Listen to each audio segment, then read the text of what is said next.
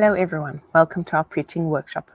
I'm Tanya, the editor and content manager here at LWPT and Preach magazine, and I'm thrilled to have you here as we uncover the science of preaching. We are privileged to have with us Andy Kind, a gifted comedian, preacher and writer. He brings a unique perspective to our topic as he shares insights on understanding the psyche of your congregation. As preachers, our mission is to inspire, encourage, and uplift those who come to listen to us each Sunday. This workshop aims to help us achieve that, and it will lead us on a journey to explore the emotional and psychological responses of our congregation during sermons. He will reveal how our words can trigger the release of different hormones, impacting how the message is received and remembered. This is critical because ultimately we want our sermons to leave a lasting impression and help support our congregations in their spiritual journey. During this workshop, Andy will also unpack various methods of persuasion that can help us create memorable sermons. He'll share practical strategies for connecting with our listeners on a deeper level, ensuring that our messages are remembered long after they've left church.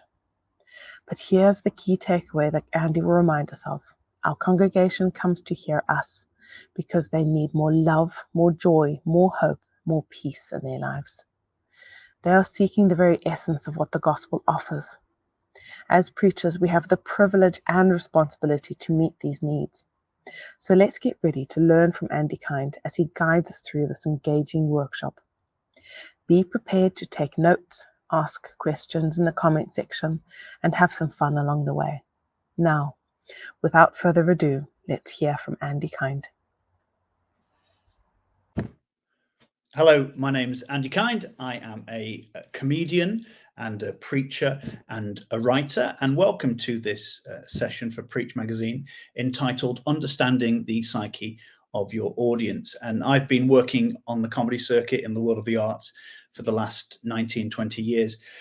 And so I've just learned and imbibed some skills that hopefully I can now transfer into the kingdom and pass on to you. So chew on the meat and spit out the bones, as we say in these situations. We want to look about the psyche of the audience. We want to understand who it is that we're talking to, because although the gospel never changes, how people are won may well change over time. And whenever you start talking about preaching in an artistic way or a creative way, there's always somebody who's usually called Bernard who will turn up and say, no, we simply preach an unadulterated, plain text sermon. And I agree with Bernard's love of Scripture. I affirm his high view of Scripture, but also that there may be more to it than that. And we're going to look at story arcs. We're going to look at attention span. And even in the 4th century, Augustine said that preaching should do 3 things, one of which was delectare. Now, delectare is a Latin word which means to rivet and delight. If it was okay for Augustine, maybe it's okay for us. Unfortunately, I don't know many preachers who actually do rivet and delight with their preaching. That's because I don't know many preachers who think they're allowed to. We have been taught to preach by people who were taught to preach by people who were taught to preach by people who might not have been very good at preaching. So what we're trying to do here is to say not that the old ways are wrong and that the new progressive ways are right, but simply to look instead at the idea of good, better, and best. So what we have at the moment is good. The way we've been doing it is good, but maybe there's a better way, and maybe at some point we'll get to the best way. But one thing that's really interesting is that and it's something I think the church hasn't fully understood, is that the first command of public speaking, the first demand placed by an audience on the public speaker is not help me learn, but make me care. We have to make people care. And once they care, once they're invested emotionally, then we can teach them things. Then they'll be open to learning. But we need to understand that we're not in the same place that we used to be. Christianity no longer has the sovereign dominant voice in our society. We are now in a marketplace of ideas, and I'm sorry to say that we are losing. And we are losing not because we don't have the best story, but because we've stopped being able to tell it effectively. And other people are telling their less good stories in a much more effective way. If you watch any TED talk or any international speaker, you'll find that they tend to do three things in the first 5 minutes. What you'll find that they won't do, whatever they're selling, whether it's an idea or a product, what they won't do is start by selling you that product. Almost invariably, they will start by telling you a story. And there's a reason for that, because there are three chemicals that are needed to be released in an audience in order for the speaker to have full dominion of the stage and full control over the audience. And we'll look at whether it's manipulation in just a moment. It's not, but there is a mastery of the chemicals that the top speakers have. And there's three chemicals in particular: dopamine, oxytocin, and endorphins. Now, dopamine is focus inducing and focus enriching. It creates a sense of tension and palpability. And the way you do that is by telling a story. All stories are by their nature dopamine inducing. When someone listens to a story, stories, of course, have been around for as long as humans have. When we start to listen to a story, something happens in our mind and our soul that is gripping. We want to know what's going to happen next. We want to know what the surprise is going to be, what the twist is going to be, what the ending is going to be. So that's what stories do. They create dopamine in the audience. Stories also generate pictures. Our minds are not primarily word processors, but image processors. And so what stories do is allow people to sort of populate their own mind with their own images, to take ownership over the thing that they're listening to. I've seen all the Lord of the Rings films countless times, but I still remember what I think Gandalf looked like when I read the novel The Lord of the Rings when I was 16 or 17 years old. So the first chemical is dopamine. Dopamine, it creates focus and enriches attention span. The second chemical is oxytocin. Now, oxytocin creates empathy, creates a sense of trust and bonding.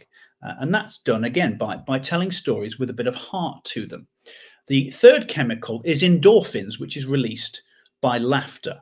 So the best storytellers, the best communicators will never start by telling you what they want to sell you or trying to sell it to you. They will start by telling a story that creates a focus, that has a cliffhanger, that is emotional or has some kind of emotive import and impact, and they will try and make you laugh. I'll give you an example. My granddad died just before the pandemic, and he was well into his 90s when he did so. And I loved him very much, and so I sometimes tell my favourite story about him, which is that the Christmas before the pandemic, the final time we were all together, we got together at my mum and dad's house, and my nephew was playing on a game called Call of Duty World War II. And I went in and I was playing along with him. You play as a soldier from the Second World War. And as we were doing this, my granddad came in. Now, he was a soldier in the Second World War. He fought in the Second World War. And I suddenly became quite excited. I thought, well, this will be amazing. This might bring back some fond memories for him. And I said, Granddad, look at the screen. It's absolutely fantastic. Would you like to have a go? And my granddad, who was always quite posh, he said, I'm 96 years old, son. I don't think I'm good enough to play something like this. I said, come on, have a go. He said, okay, I will. So he sat down with the PlayStation controllers. A true story. At this moment, a German soldier appeared, animated, pixelated on the screen. My granddad, who fought in the Second World War, sees the German soldier, points directly at the screen and just says, oh, hello there, Jerry. Guess who's back? It was maybe the best moment of my entire life. And it got even better. He had a very bad chest infection towards the end. And I said, look, Grandad, I'll go and get your cough medicine, because he was coughing quite badly. I'll get your cough medicine. You sit here and enjoy the highlights. And as I left the room to get my granddad his cough medicine, I heard from him the single best pun I've ever heard in my entire life. As I was leaving the room, I heard my granddad say, yes, you get my cough medicine. I'll stay here. I shall fight them on the Beechams. What a joke. What a joke for an old man. So that's an example of a story. In that story, what I've tried to do is to create a sense of focus and attention and tension, because we know that there's an ending coming. We know that there's a sort of cliffhanger. How's it going to end? I've tried to make it emotive by talking about something that people understand. We've all had relatives who have died. We all have relatives that we care about and want to share stories about. And hopefully there's a couple of laughs in there as well. So those are the three chemicals that we need to understand are released during the best talks. And someone might say, Bernard might say, because Bernard, of course, complains about these things, no, that's just manipulation. Three things to say on that. First of all public speaking is an attempt at persuasion. Okay, so all public speaking is an attempt at persuasion. You can't get away from that. The second thing to say is that it's not manipulation if you mean it. Okay, the reason why those sort of stereotypical 1970s door-to-door salesmen are so effective and were so effective is because they knew how to sell the product. They knew exactly what to do, the chemicals to release, the questions to ask. The reason why those of us who remember them as being so slimy and smug and smarmy is because they didn't really believe in what it was they were selling. The joy that we have is that we really do believe the gospel. We really do believe that Christianity is the best story. So it's not manipulation if you mean it, and everything is an attempt at persuasion. So I wouldn't worry too much about that. Finally, who is it that you think invented the chemicals oxytocin, dopamine, and endorphins? It was the Lord himself. So we're only using what God has put there for us to find. What we need to understand, of course, is that what used to work doesn't work.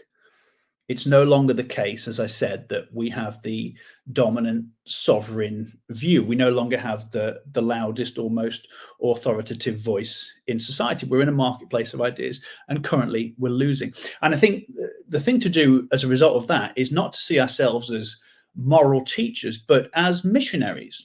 Preaching is a visual art, but being a preacher is being a missionary. Every preach is, say, a 20-minute mission trip onto foreign soil, the foreign soil being the secular mind or the pagan mind or the unbelieving mind or the lapsed Christian mind, whatever it is. And if you think about what missionaries don't do if they want to be effective and successful, what missionaries don't do is that they don't turn up and say, well, look how weirdly you guys are dressed. You talk weird, you're eating the wrong things, you're believing some absolute nonsense. But don't worry, because Christianity is here now. We're going to tell you what to believe and how to act.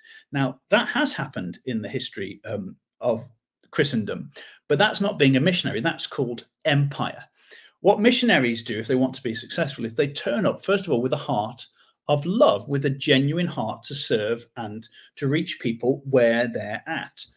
They learn the language, they use the currency, they bed themselves into the culture. So we need to see ourselves as missionaries. And you don't give the Amazonians an air fryer. That's the tagline for this. You don't give the Amazonians an air fryer. What do I mean by that? I simply mean that we start with where they are and what they need and the questions they're actually asking. There's no point giving answers to questions that people aren't asking. It's a moribund technique that is still used far too often. I want to say you don't give the Amazonians an air fryer. I love air fryers. I could do another talk, and maybe I will, on how to use an air fryer. But it doesn't matter how much I love an air fryer. It doesn't matter how much money I've spent on it, how much research I've done, how well prepared I am, how much money I've spent getting across to the Amazonian rainforest where there are still these undiscovered tribes. There would be no point me giving an air fryer to an Amazonian tribe because they wouldn't know what it was. They wouldn't know how to work it. They wouldn't know why they should work it or use it. And even if they did, they don't have the British plug sockets. So it would be a complete waste of time. We're missionaries. We don't give the Amazonians an air fryer. We have to understand where they're at and start with where they're at. And the reality is, in our society, that our culture is a feelings-led and feelings-driven culture. And in the past, over the past 100 or 200 years, the main preaching bent, the main preaching attack has been through logos. Aristotle talked about logos and ethos and pathos. Logos in this case, we don't mean John 1, logos as in Jesus, but logos in this case related to convincing the mind. Pathos, stirring the emotions, and ethos is your character. Well, we can't do very much with ethos. That's up to you. But most preaching has been about reaching the logos, changing people's minds. And look, we do want people's minds to be changed. We do want people to be transformed by the renewing of their mind. But what we need to understand is that when people are coming into church, they're not there necessarily or primarily to have their minds changed. People aren't coming to church for the first time to be given a list of health and safety DIY guidelines. People are there because they're in pain. They're there because they want a better story. They want more hope, more joy, more peace, more freedom, more love. And this is where we can reach them. My grandmother also died last year. And towards the end, she had dementia. And so every time I turned up to see her for the last few months, she wouldn't remember who I was. She wouldn't remember what we talked about last time. She certainly wouldn't know my name. But she would always know that she felt safe in my presence. She would always know that she felt safe in my presence. And I'm a 6 foot, shaven-headed man. A 97-year-old woman might not feel safe in that context, but she always knew safe. She always knew she felt safe when I was there, because there was something going on that was not just in the mind. And it's like that with an audience, with a congregation. By the time they tuck into their roast potatoes a couple of hours after they've heard you speak, they won't remember most of what you said. They won't remember most of what you said, but they will never, ever, ever forget how you made them feel. And so that's key in this context. It's pathos over logos. We need to make pathos our team captain. That needs to be the entry point. We want people to change their minds, but what we have to do first is make it beautiful. As Blaise Pascal said, preach the gospel in a way that good men wish it were true, then show them that it is. So show them that it's true at the end. But first of all, make them wish that it were. And we do that by making it beautiful. We do that by using story, by using creativity. In the same way, you would, if you wanted to run an alpha course in North Korea, and I wouldn't really advise it unless you're Brother Andrew, what you wouldn't do is turn up at the border and start handing out alpha flyers, because you wouldn't get across the border. Again, it doesn't matter about your intentions or how much you've prayed. You would probably be arrested and maybe executed. If you wanted to run an alpha course in North Korea, you'd need to get across the border. And you do that by playing the game, if you like, by doing the right things and saying the right things and understanding what the people on the border need to hear, need to see, and are expecting to hear and see. Once you've got across the border, then it's different. So just finally then, I want to quickly look at story arcs, because almost everyone that we speak to has their primary social interface, not with live talks, but with TV and stories and films and novels perhaps. And so all of us are intuitively aware of what we call a narrative arc, the flow of a story. So we know when we're watching or binging a box set on Netflix or a series on Netflix, we know that at the end of each episode, there is a dopamine-inducing cliffhanger to push us on to the next episode. So we watch the next episode rather than going to bed or rather than doing a chore. We know from watching films, any film, that things can't go well for too long before something has to be bad. There's no drama without that. If they never left Hobbiton, if the hobbits never left Hobbiton, there's no quest, there's no adventure, there's no peril, there's no happy ending. We also know that things can't be bad for too long before they have to change. So I've got a couple of screenshots here, a couple of little tags. This first one is called Freytag's pyramid. These are basically just rudimentary narrative arcs that you would find in stories, and you will all understand intuitively what they are. So Freytag's pyramid is basically the rudimentary narrative arc of a happy story. You have the start, and it starts fairly neutrally. Then things rise and rise and rise. You've got the climax, the crisis point in the middle. Then you have the fall, and the denouement. But what we need to look about simply here, because we're trying to keep it quite simple in the couple of minutes that we've got, we understand that it's not a straight line. And the star and the circle that we see, the change of direction of the arc, is simply drama happening. It's simply unexpected things happening. Now let's get the other one. So Freytag's pyramid, sorry, is the rudimentary narrative arc of a sad story. It's more complicated and complex than that, but again, this is just a basic tour d'horizon. This is the opposite. This is called Man in a Hole story arc, sometimes called Man in a Grave. And this is a redemptive story arc. Things go down and down and down. We get to the worst point, and then we go up towards redemption. But again, look, it's not a straight line. Unfortunately, too many Sunday morning sermons, not all, maybe not even most, but too many Sunday morning sermons follow the narrative arc of a straight line. So beginning to end, as you can see on the screen there. That is the narrative arc of most Sunday morning sermons.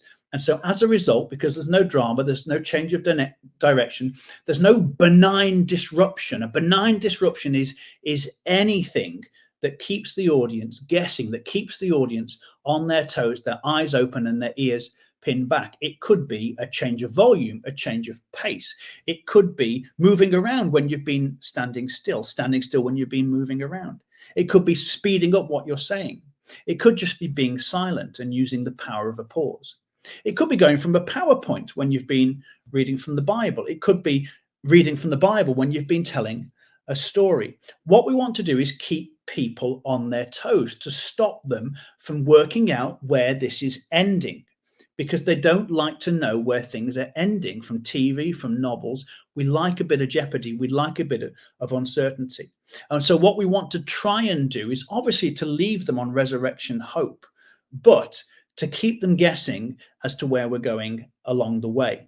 And it just means breaking things up. Gone are the days, I think, of just reading a passage and then going through it line by line, expositing it, and using good exegesis. It's not bad, but there's a better way to do it. And so I think if we can try and break things up into little sections, say you're preaching for 20 minutes, then every minute or every 2 minutes, do something different. Tell a story, use a PowerPoint, talk to the audience, ask a question, go back into the passage. I love pizza, but if you said to me, Andy, I've got pizza for you after this recording session, I'd be delighted. If you said, and there's pizza for dinner as well, and then for breakfast, I'd say, okay, well, I do like pizza. If you only offered me pizza for every meal for the rest of my life, eventually I would come to hate pizza. So what we're saying is, if we just give people the same thing all the time, they will end up hating it. It doesn't matter that the word of God returns void. It doesn't matter that the unsearchable riches of Christ are there within the pages of Scripture. If we simply hammer it home relentlessly, people will switch off and they will get bored. So what we want to do is not just give people salt, but give them a full meal, not just one ingredient, but a full buffet. So that's where I wanted to end. Really, I hope that's helpful. There's more to say. My book, Preach Like an Artist, will be out, and we'll go into these things in more detail. But just to recap, we are missionaries. We're on a mission trip every time that we preach. We don't give the Amazonians an air fryer. We've got to go for the heart, not just the mind. And the way that we keep people interested, keep people engaged, so that when we land it, they're still with us, is simply by breaking it up a little bit, not giving them the same thing relentlessly and repeatedly, but breaking it up, changing direction like a ski slalom, and keeping them guessing until the end. I hope that's being helpful, and hopefully I'll see you again soon. As we come to the end of our workshop, I want to thank you all for joining us today. I hope the insights and strategies shared by Andy Kind have provided you with valuable tools to improve your preaching and deepen your connection with your congregation. We explored the importance of understanding the psychological and emotional responses of our audiences. And we discovered how the right approach can influence not just the immediate reaction, but also their long-term memory of the sermon. We were reminded of St. Augustine's wisdom and learned how to delight our listeners, creating a lasting impact that supports their journey of faith. Andy Kind has shown us that preaching is both an art and a science, a blend of inspiration and technique. By employing effective methods of persuasion and focusing on the needs for love, joy, hope, and peace, we can help our congregations draw closer to the teachings of Christ. As you leave today, I encourage you to take what you've learned and apply it in your unique way. Experiment with the new ideas, refine your messages, and always keep in mind the profound impact your words can have on others. Thank you once again for being part of this workshop. If you have any further questions or would like to connect with Andy, please do so by sending us an email to editor@lwpt.org.uk. Let's continue to support one another as we seek to inspire and uplift those who seek our guidance each week. Add your comments below if you enjoyed this workshop and what you've learned from it, and what you would like to know more about. Thank you. May God bless you and guide you in your preaching journey.